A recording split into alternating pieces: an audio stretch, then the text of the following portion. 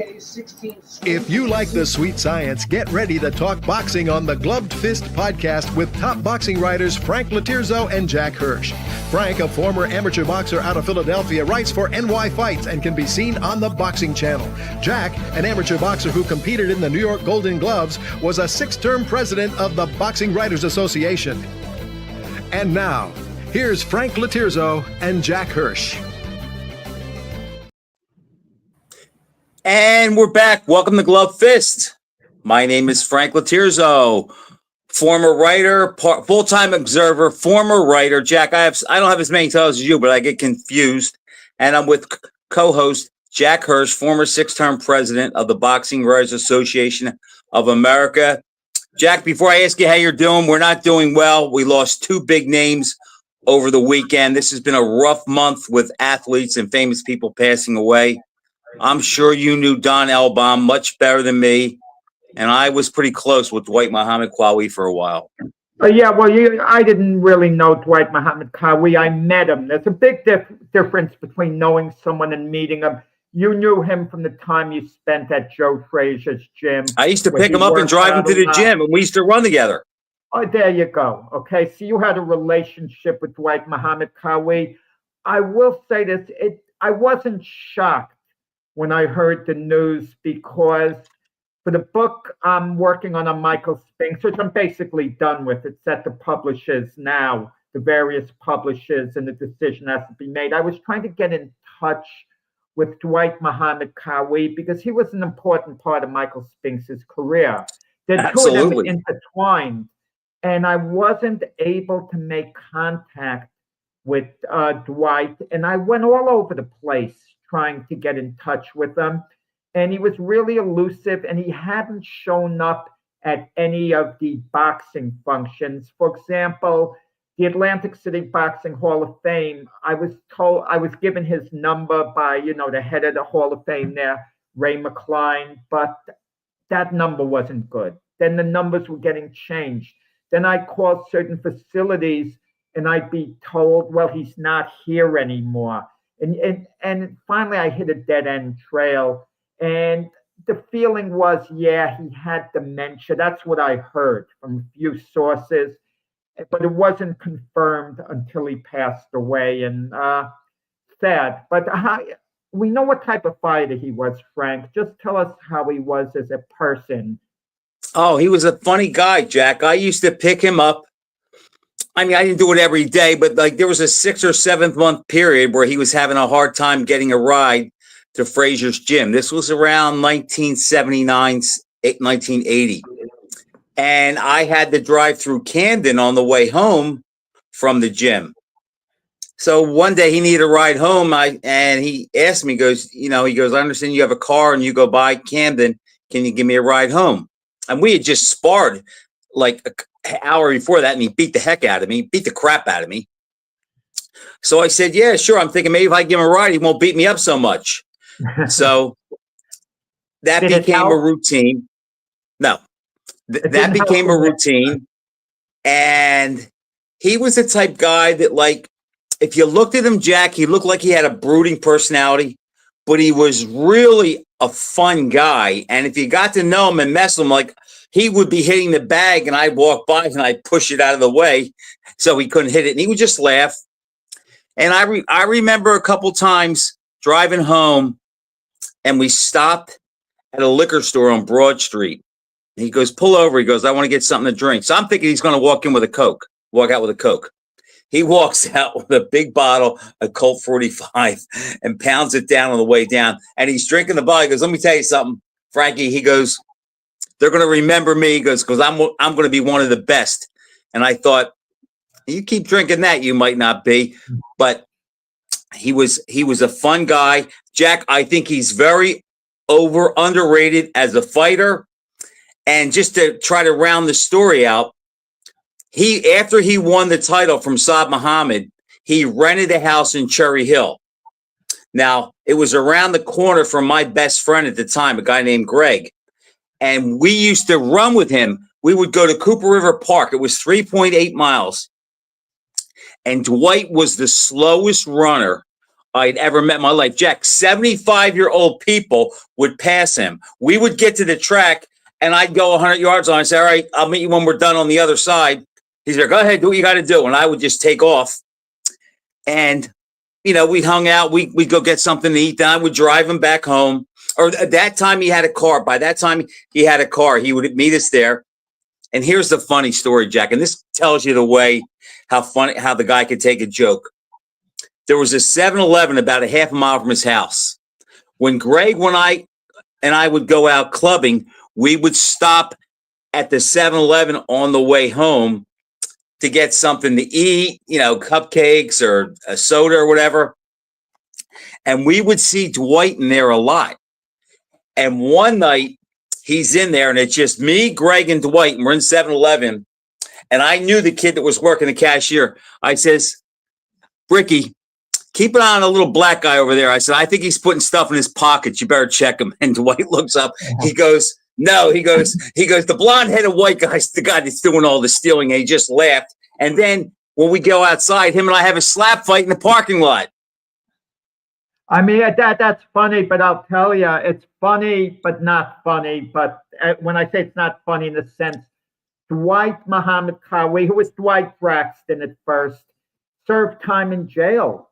And he had no amateur fights. He just turned pro, which is amazing. Imagine he had started earlier, had that amateur career, was really developed, had a promotional group behind him. And I said something on our sports show this morning that I think you would agree with me. At his best, in his prime, on a given night, we're talking about on a given night, Dwight Muhammad Qawi was capable of beating any light heavyweight in boxing history on a given night. I really wish you didn't say that. You know that? Because that's exactly how I feel. And I'll take it one further. I started watching boxing in 1964. If you take every guy who held the light heavyweight title from 1964 until 2025, I think the only one I would pick to beat him would be the guy that would be Michael Spinks. I would take Dwight over Foster and everybody else. And I think that, further your point, I'm not sure there are I don't think that he couldn't win 1 out of 3 at his best against any light heavyweight in history. Jack, he is so underrated. And a little bit of that is because of Michael Spinks. If he beats Michael Spinks, then he goes down as the best light heavy of the best era in light heavyweight history, perhaps. He was just a beast, but he got a late start. But, he wrecked a lot of guys. You remember his big come-out fight was when he went to Rahway to fight James Scott, and he took him apart. And I remember watching him train for that fight, and I never saw anybody more confident. He said, I got no problem going there because I want to beat Scott's ass. But that was a tough fight, really good fight. I had Qawi winning 6-4 against a really top-of-the-line fighter. James Scott would have probably been a world champion if he didn't get incarcerated. He was a terrific fighter. But it had to have been, I'm not saying an emotional moment for Qawi going back to Rahway where he was a prisoner, but now he's going back. And those used to be his guys, the inmates, his friends, but they're cheering for Scott. So I made a little joke like Qawi was like a snowbird going back to Rahway, and Scott was like the full-time resident being over there. And also there were and he put up a terrific effort against Evander Holyfield when he lost his cruiserweight belt to Holyfield. It took an extraordinary effort by Evander Holyfield, a great fight in Holyfield, to defeat Qawi. If it was any lesser fighter than Holyfield, Qawi wins the fight. Jack, and think about that. Holyfield is one of the greats. And it was I remember. And it was a split decision. Right. I thought Evander won it, but it was close. And he pulled it out down the stretch because he outworked Dwight, who I think was 33 or 34 in that fight. But do you remember at the press conference, he threw a box of Pampers at Holyfield? because Holyfield was only 11-0, and he threw a box of Pampers at him. And I saw him about a week or so later, and I said, "Don't sleep on this kid." I said, "This kid Holyfield is on a mission." I said, because of what happened to him at the Olympics, and he got cheated out of a gold medal. The guy is on a mission, and he is. Don't sleep on him, because he is all that, and he's gonna go down as a great fighter. And Jack, also, I saw Dwight, and he ended up fighting this guy. I think the best sparring sessions I ever saw live were Dwight and Jerry Martin. Jack, it looked like the throw of Manila. It looked like the throw of Manila every time. And then they end up fighting for Dwight's title a couple years later. And I like Jerry a lot, but boy, Dwight took him apart. He was scary that night. Dwight had 2 fights, Jack, where he looked so good. He was scary. And that was the Jerry Martin fight and the rematch with Saad Muhammad. Oh God! I mean, he demolished him. I know it wasn't quite peak Saad, but he demolished him. And Dwight was a very good boxer. He was hard to hit, and people forget he was only 5'7", but he had long arms. He could jab and throw a right hand, and inside he was hard to hit.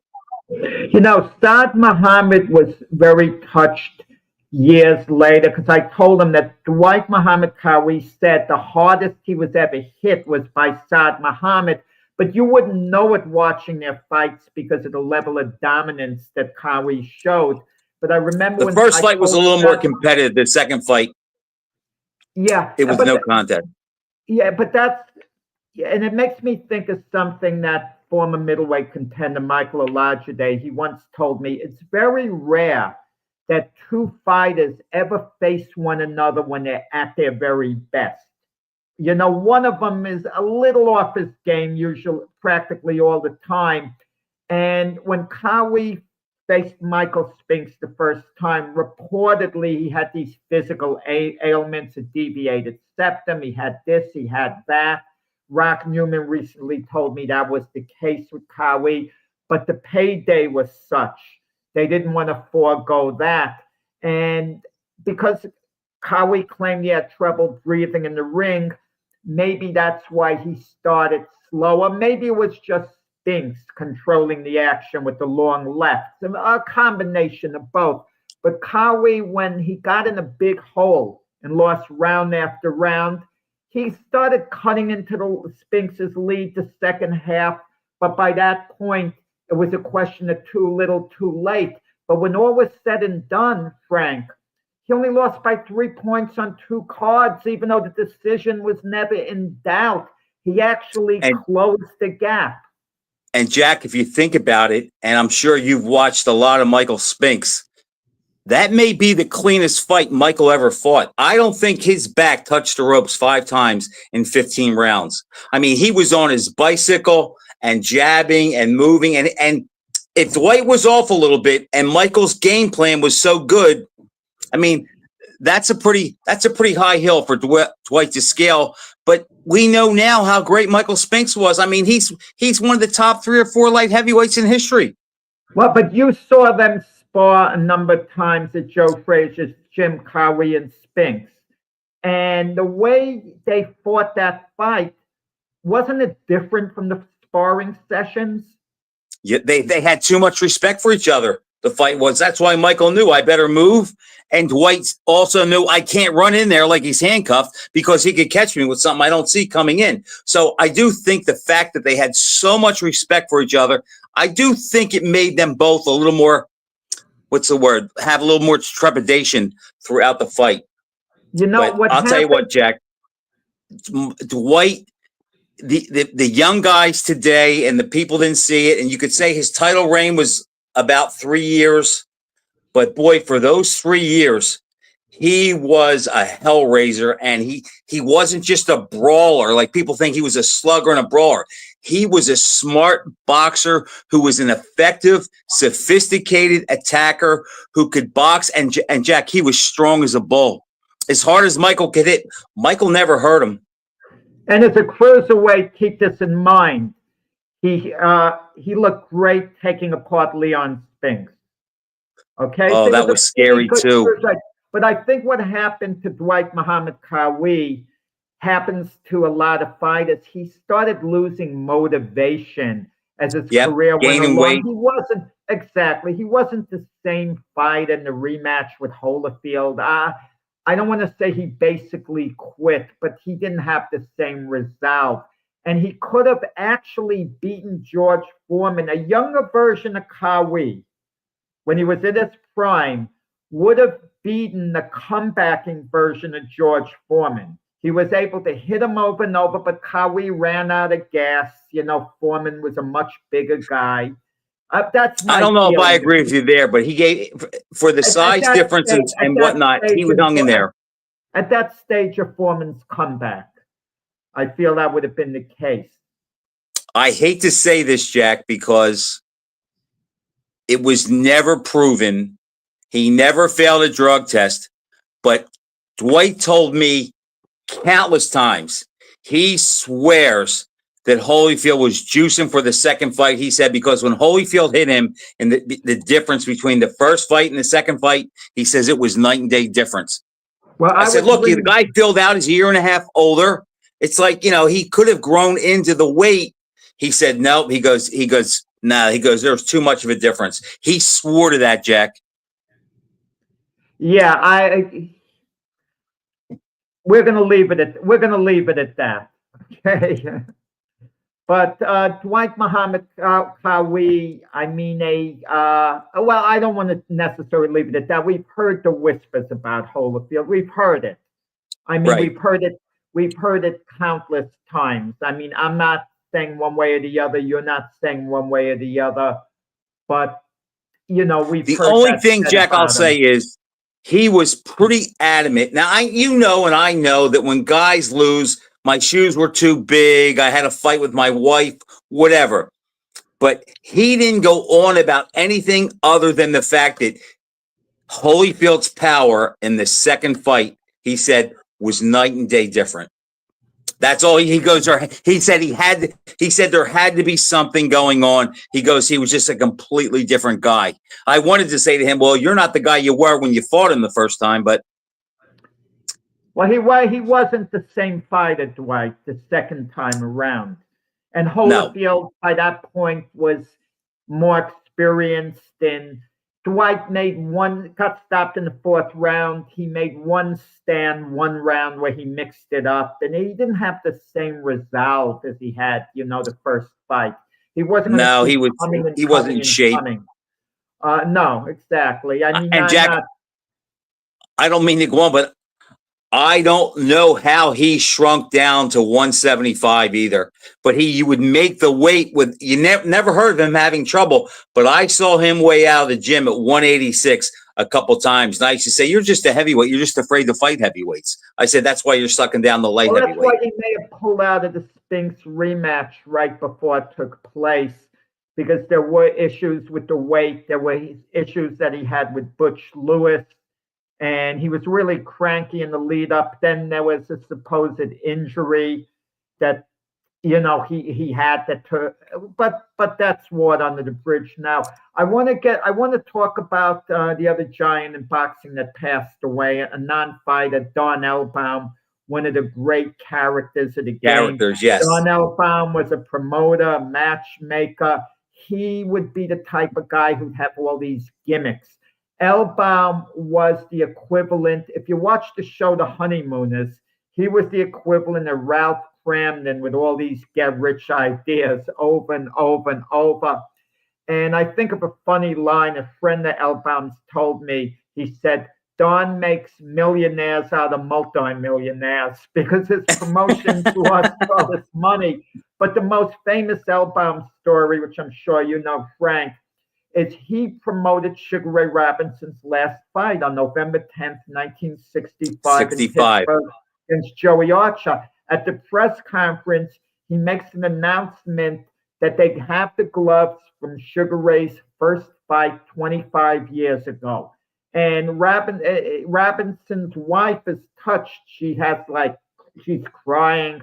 Sugar Ray is touched over the whole thing. And he says, don't ask us how we got him, Ray, but we got him. And the photographers went crazy wanting to have pictures taken. So Sugar Ray Robinson's about to grab the gloves from the box, and Elbaum goes, "No, Ray, no." And Robinson wondered what promoter wouldn't want the publicity of that. It made no sense. And then Robinson looks in the box. They were both right-handed gloves. I actually never heard that story before, Jack. Yeah, that's a classic Don Elbaum.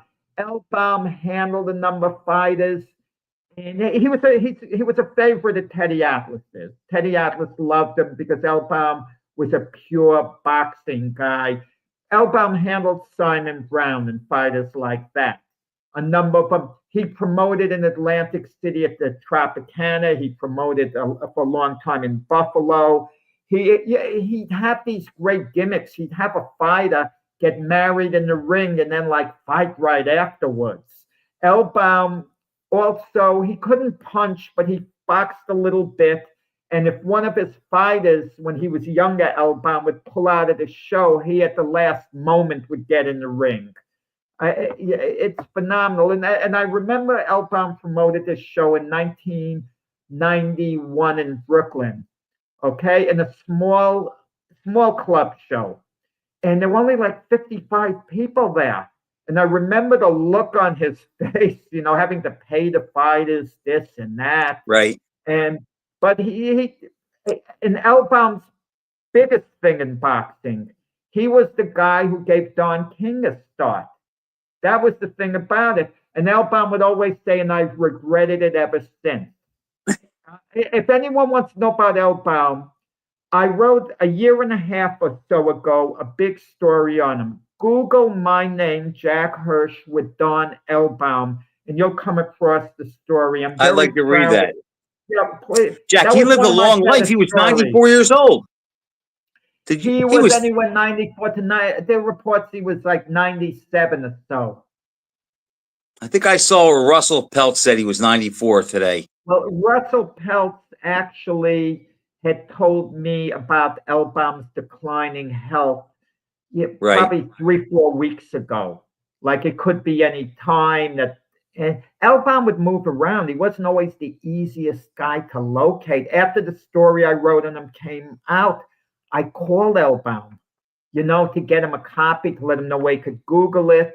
And I couldn't get in touch with him. He would always seem to be on the move, wherever he was. But a remarkable career, a real boxing guy, and it's going to please you. When I interviewed him, I'd ask him, who is the greatest heavyweight champion of all time in your view? He'd say Jack Johnson. You got to love guys like that who are really old school. Is that what he said, Jack Johnson? Jack Johnson, yeah. And what year was this when you asked him that? A year and a half ago. You got to love these guys who are really old school. In a few minutes, we're going to have real old school.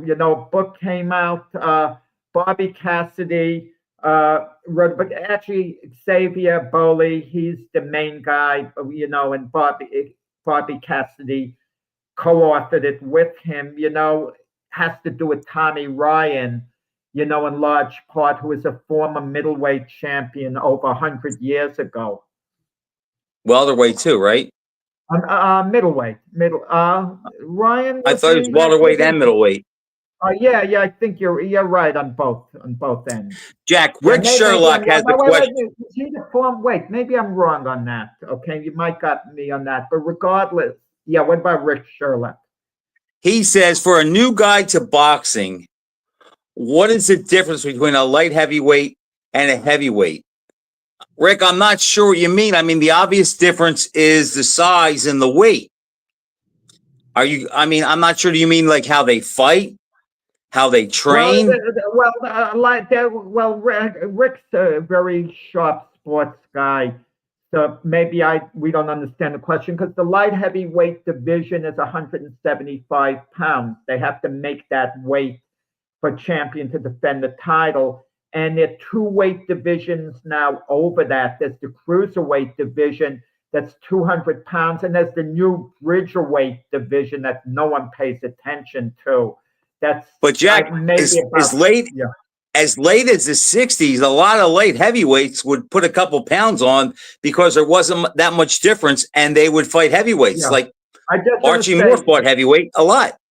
yeah, just to backtrack, the book on Tommy, the book with Tommy Ryan was a name adopted really by Thomas Aboli.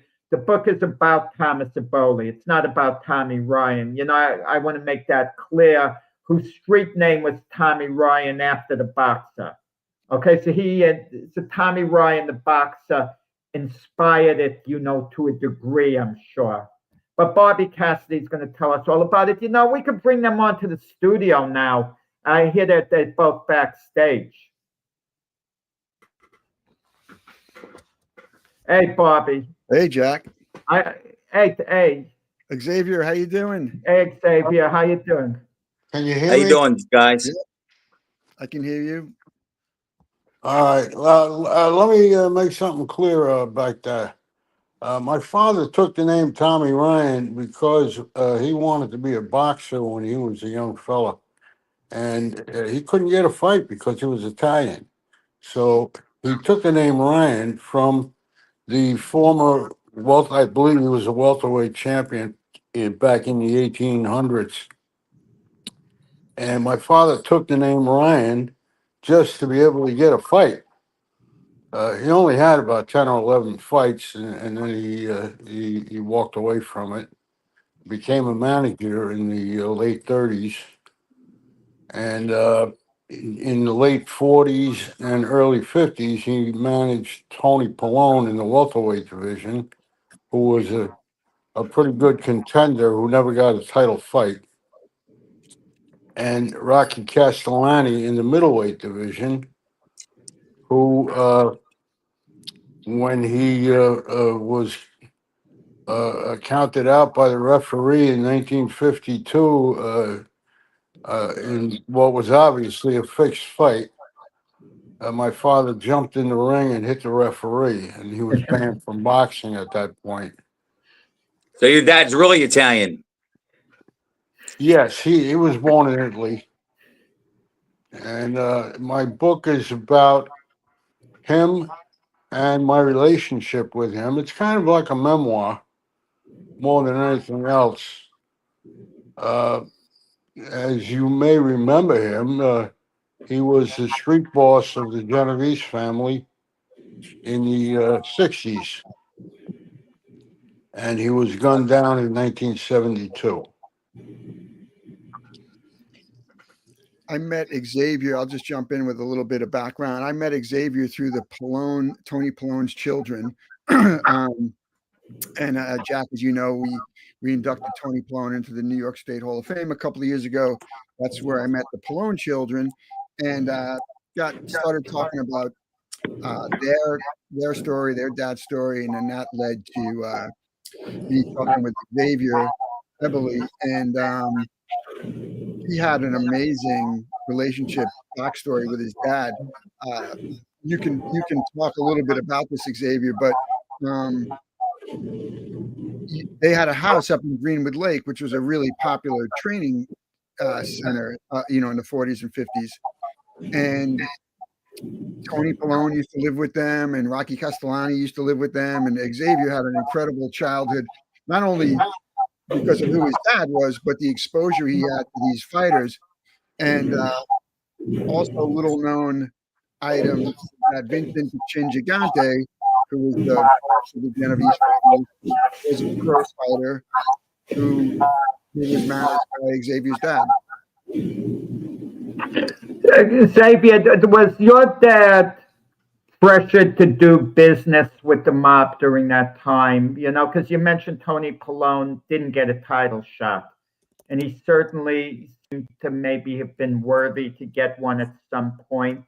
What's the real story behind that from what you heard?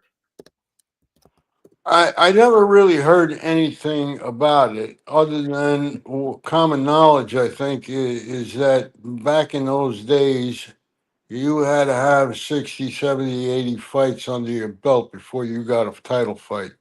Not like today. You have 6 knockouts and all of a sudden you're the number one contender. Uh, I haven't really followed boxing in recent years. I think the last time I even went to a fight was probably around 1974. I think I went to see Roberto Duran fight at the Garden. That was the last time I went to a fight. When I was a child at Greenwood Lake, uh, 8, 9 years old, I used to hang out at Brown's Hotel and watch the fighters Mm. train up there. I saw the likes of Fritzy Zivic training and Joe Baxey. Of course, Pallone used to train there and Castellani. I probably saw a lot more fighters that I didn't know who they were at the time. So, Castellani opened a bar in Atlantic, or didn't he have a bar in Atlantic outside Atlantic City? And was he a judge, or he was a judge, wasn't he, The judge Bobby? laid on. Yeah. yes, he was judging fights in the 80s, I believe. Yes, that's what I'm talking about. When Yeah. boxing had a resurgence in Atlantic City back then. Yeah, he had a sports bar on the boardwalk, from what I understand. I was never there. I heard he was a pretty tough guy. He roughed a couple guys up too at the bar that thought he was an old man and they could take advantage of him. Well, I'll tell you a funny story it's in my book. When I was about 10, 11 years old, myself and a cousin of mine went to the movies with Rocky on a Saturday afternoon. And there were 5 or 6 older teenagers, probably 17, 18 years old, sitting in front of us. And I went to get up to go back to the candy counter, and they did at the same time. And they knocked me right over one of the seats. And I kind of took a flop onto the floor. Right. Rocky was back in the lobby talking to the manager. And I went back there and I told him, I says, those guys just knocked me over a chair. He took on all 5 of them in the lobby and knocked them all around. I heard, yeah, doesn't surprise me from some of the stories I was told. Yeah, he took them all on, and he wasn't going to let that go by. Of course, he made me swear not to tell my father, because my father would have had a fit that he might have hurt his hands. I don't think they accidentally knocked you over, those guys, when they got up. I mean, No. I don't think it's a coincidence. Hey, Rocky Xavier- was within his rights to knock those guys out. Xavier, tell him about going to Stillman's. You used to go to Stillman's with Rocky I used to Castellani. go to Stillman's with Rocky, yeah, when it was convenient for both of us. I enjoyed that. I enjoyed that quite a bit. Who were the guys you saw train there, Xavier? You can Walter recall. Let's see, Walt. I got pictures, I believe, with Walter Cartier. I don't remember if you remember that name, Walter Cartier. I don't. Sure. He was a lightweight champ. Was he? I think so, yeah. I definitely remember the name. I don't remember any other names. That's a long time ago for me. I'm 85 now. Tell us a little about the book, okay, specifically, and where people show the can book. get it. The book is available on Amazon, Barnes and Noble websites. It can be ordered and delivered by them. It could be ordered in any bookstore. They can just call the printer and get a copy for you. What inspired you to do the book at this stage? Well, for the last number of years, I've been telling stories about things that happened many years ago. Excuse me. With my father. And I used to tell these stories to one of my sons, who constantly used to say, you really ought to write a book, Dad. You got to put this down in writing so that we'll all have that memory for you to carry on. And a friend of mine encouraged me also. And for many years, I said, no, I don't want to step on anybody's toes. I don't want to insult anybody in case I say the wrong thing in the book. But in the last couple of years, uh, I met Bobby through Neil Pallone, Tony Pallone's son, and being that Bob is a journalist and has written a number of books himself. I thought about it, and I said, maybe if this fellow will go along with me and put this thing down properly, I could do this. So I wrote the stories longhand and gave them to Bob. Bob cleaned them up, dressed them up, polished them up, put them in the proper context, and before you know it, we had a book. I have a Bob, what would number a of. reader of the book take away from the book? What do you take away from the book? Oh wow! Well, first of all, I mean, it's a really compelling father-son story. I mean, Xavier and his dad have been through a lot over the course of their lives, and of course, Mhm. how it ended. And Xavier really bears his soul in this book. Really talks about some intimate details about his relationship with his dad. So I found that really, really interesting. And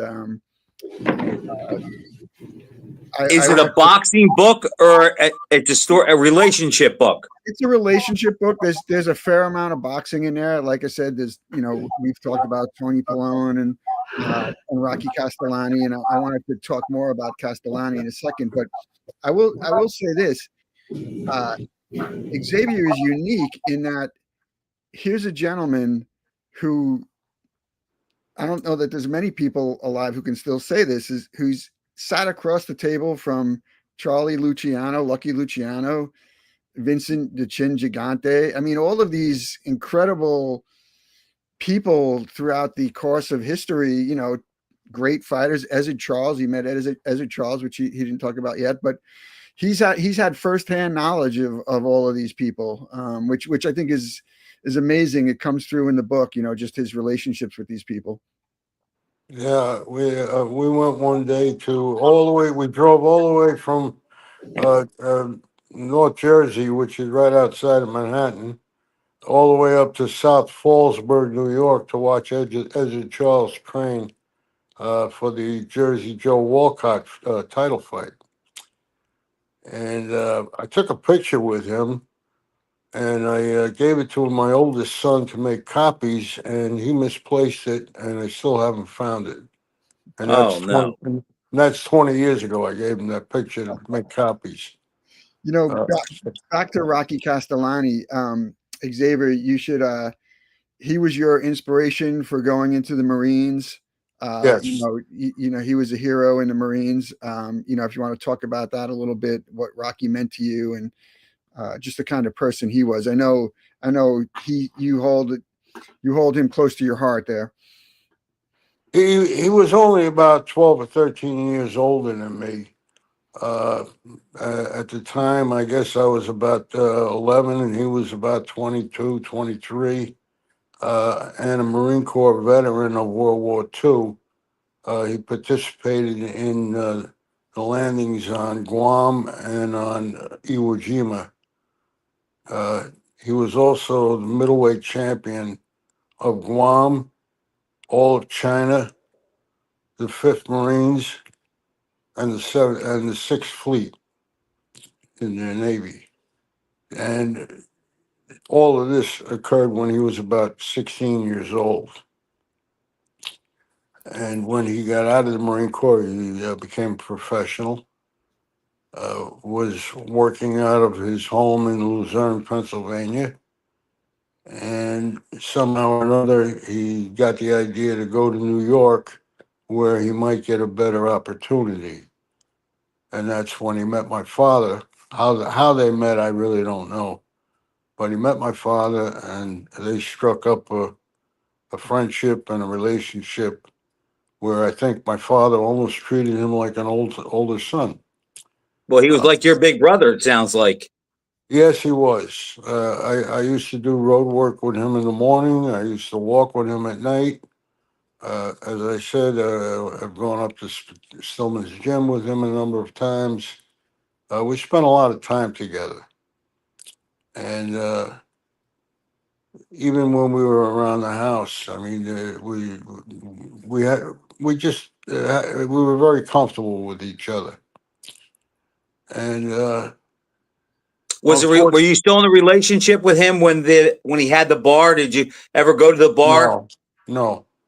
Once my father was banned from boxing, he never came to stay at our house again because obviously they were not supposed to have a manager boxer relationship.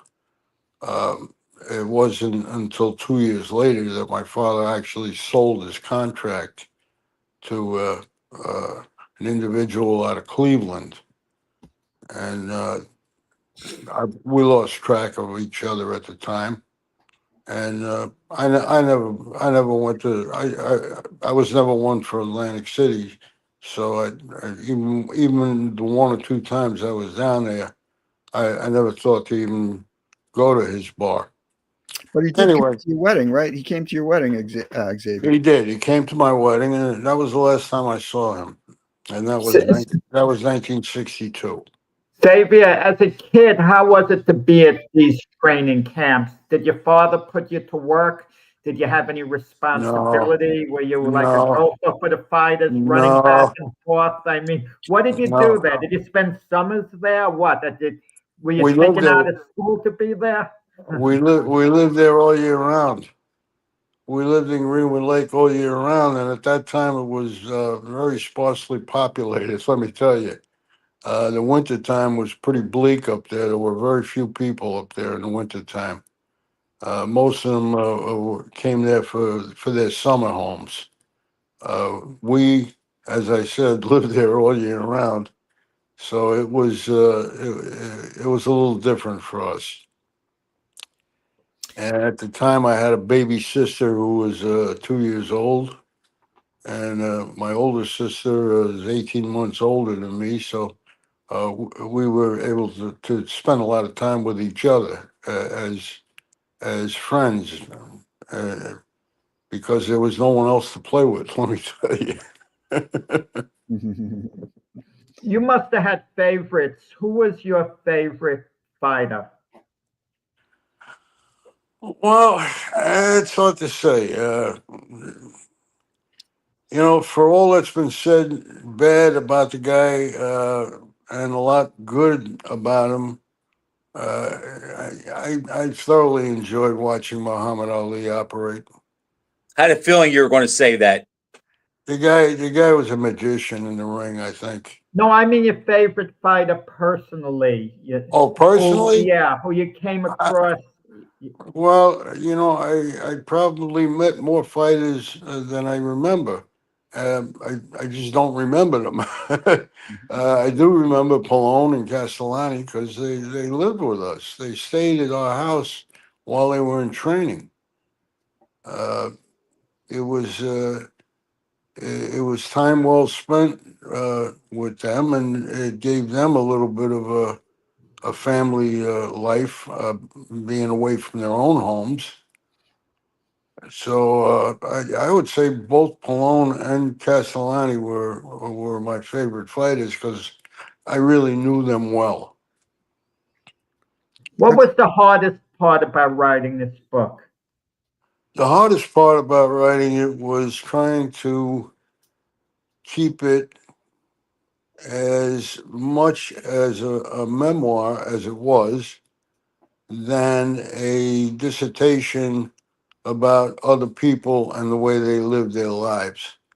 Uh, it's easy for me to say that Lucky Luciano had quite a storied background, and the publicity surrounding his trial and deportation uh, it leaves a lot to be desired once you know the man.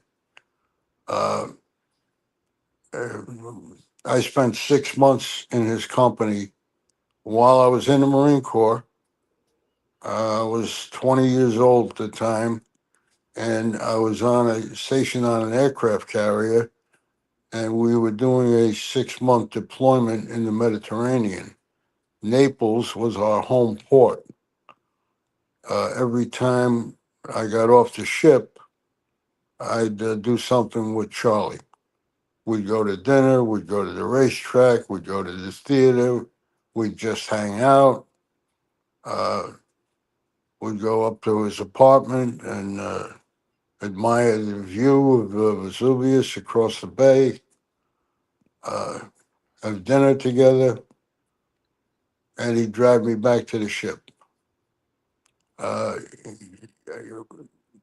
The nice part about being in his company was that here's a man who knew my father when he was a teenager. My father was working for him during Prohibition. And at one point while I was there, which was over the Christmas, New Year's holidays of 1960, 61, my father had only recently gotten his citizenship in the United States. So he was able to make a trip back to Italy, and he did that over New Year's while I was there. And I spent a lot of time in both him and Charlie's company. So it was kind of interesting sitting in the back seat, riding in a car, listening to these two guys talking about things that happened back in the 30s. And some of it was worth repeating, and some of it wasn't worth repeating. And that makes me think of something, Xavier. For someone who doesn't know about the life that you're talking about and the underworld, would they be able to decipher and get a feel of it from reading your book? No, You're shaking your head, Bobby. Yes. I think so. Well, good. Let Xavier answer first, and then I'll jump in. I think in certain parts they might, but in most parts I don't think they will. Simply because I don't talk about day-to-day operations Right. that they lived through, because I was not privy to them. I was not part of that life.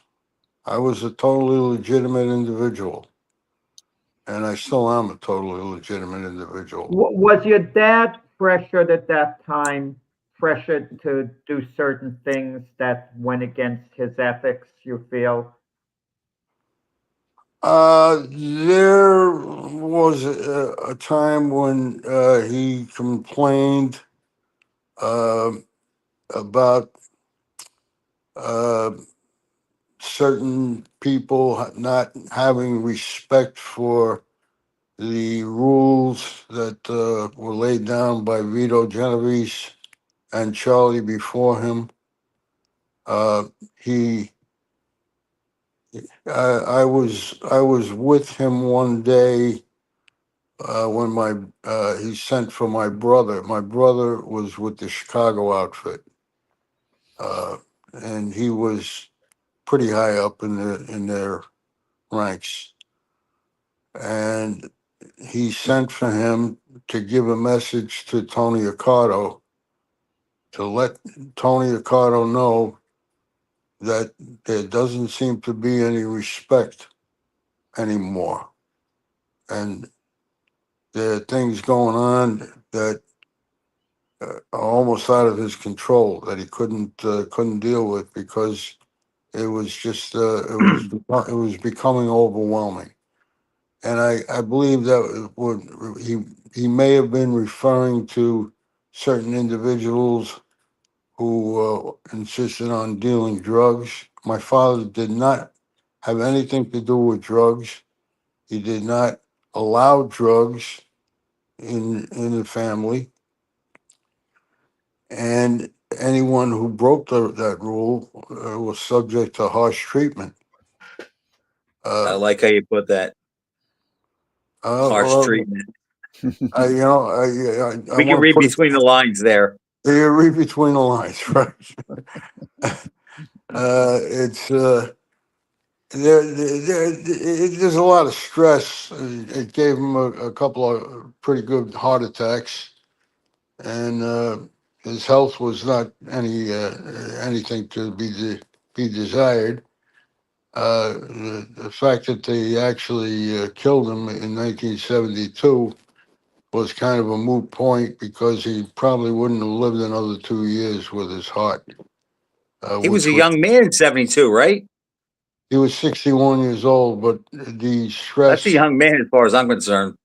it is if you're working in Sears Roebuck. If if, if you got the street problems that go with that type of life, Point uh, taken. it's pretty stressful. One Uh, thing, go- one thing I was going to say, Frank, to answer your question before, why I was nodding my head is for people who are interested in organized crime and want to learn about that and the mafia. Xavier's point on, right? Obviously, he was a legitimate person his entire life and wasn't involved in a lot of conversations. But to No. me, the interesting part of the book are his relationships and his retelling. So if you're a mafia buff kind of person, like I said before, Xavier had dinner with Lucky Luciano, had coffee with the Chin in the Triangle Social Club. Numerous times, more times than you can remember. Even guys who are considered I mean, he was there tangentially to the whole thing, and even someone like Benny Squint Lombardo, who there's 3 pictures of this guy in the whole universe, right? But Xavier knew him, right? And he can talk about him in ways that most people can't. He can talk about all these guys, including his dad, in ways that most people can't. That's why I think the book is really interesting, from a boxing perspective, from an organized crime perspective, and from a father-son perspective. It's a little bit of a behind the scenes book also because it talks about our family life, which did not include what was going on in the streets. Right. My father did not bring his work home. Let me tell you. People ask me, did you know this guy, this guy, this guy? I never heard of them. I mean, there's probably a ton of people that I never heard of. I mean, I enjoyed some of the perks. I go into a restaurant where I was known as my father's son. I was treated just like he was. I would go to the Copacabana and I would go down through the kitchen and the same way they did it in the movie. I laughed when I saw it in the movie. I said, "That's me. I did that. That's how I went to Well, that's Copa." pretty. I never met anybody who was at the Copacabana, so there's one for me. Well, we Heard had the about it, saw in the movie. We had the boxing writers dinner there a couple of times years later, but it wasn't the same Copa. It's not the same Copa, right? No. No, back in A question, a boxing question in a sense, with Tony Palone, Rocky Castellani. How come they never got title shots? I mean, did it bother your dad? Castellani fought. Castellani, but Tony Palone, I meant. Tony Palone was a contender at one point. How come, It's a number one contender. Sugar Ray Robinson used to say that if they want to fight me, they got to get past Tony Palone first. And if they can't get past Tony Palone, there's no point in them even thinking about getting in the ring with me. That was what they thought of Tony Palone. Why he never got a title fight, I don't know. That's a question I wish my father could sit here and give an answer to. Certainly, he carried some weight in the Garden with Teddy Brenner was the matchmaker at that time. It was Bob Norris was there, I think, with the IBF. Was that Jack Norris? I think Yeah. Jack Norris with the IBC. Yeah. Yeah. And my father had relationships with these people. Why he couldn't get him a title fight, I have no idea. I will say this: in Teddy Brenner's book, he writes about your dad. Only the ring was square. That was the Yeah, title of the book. yes, Yeah. yes, I have that book, or I used to have that book. I don't know what I did with it. Yeah, we only have a few minutes, a little while more. So tell us again, the second time. I know I asked you before how Yeah. people can get the book. If you could hold the book up again, Bobby, and just basically sum it up for anyone out there, because it seems like it's really going to be a great read. That it has a combination of things, how the underworld was at the time, by elite fighters. It seems to have it all. It's an easy read. It's probably a 2.5, 3 hour read. I read a little slow, so it took me 4. But That means the Thursday will be 7 to 8 hours. It's real nice, Jack. The book is Does it have available. pictures? Yes, there are pictures in the back. Okay, then I can handle it.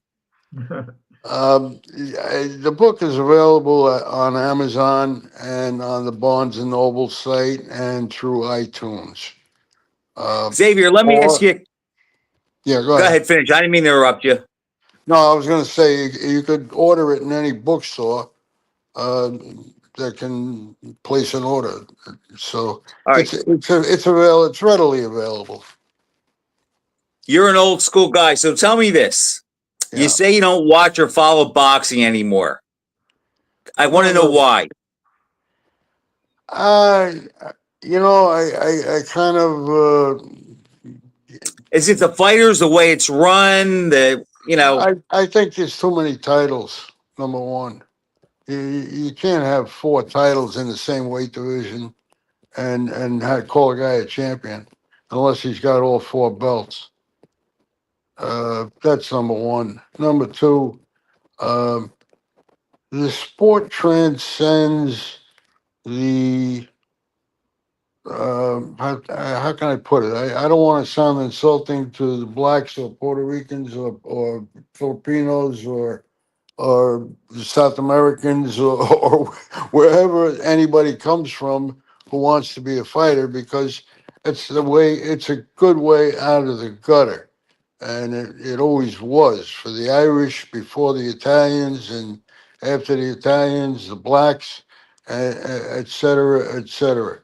I kind of lost track of it because you don't have the Joey Giardellos anymore. You don't have the Tony Genneros and the Charlie Fuseris. I mean, the fighters like that. They were exciting to watch. For whatever reason, that was the way I looked at it. Joey was the first guy that ever trained me in the gym, and I wish I would have taken notes on him. Is that right? I mean, we basically have to wrap up. We have very little time left, but Okay. Frank and myself want to thank you, Xavier. I mean, you were fantastic. Your recall of everything, your storytelling, it's Absolutely. fascinating. And Bobby, and Thank you. for those Thanks who for don't having me. know, Bobby Cassidy's dad was a terrific fighter, light heavyweight I've contender heard. in the 60s and 70s. And I look forward, Bobby, someday a book coming out on your dad, who I like personally a great deal. Great fighter, and even greater guy than fighter, that says a lot. So guys, thanks so much for coming on. Yeah. I have a question for Bobby, Jack, before you kick us off. Frank, Bobby, we have about 20 seconds. Make it quick. well, he can talk fast. That poster in the back, is that Sonny Liston?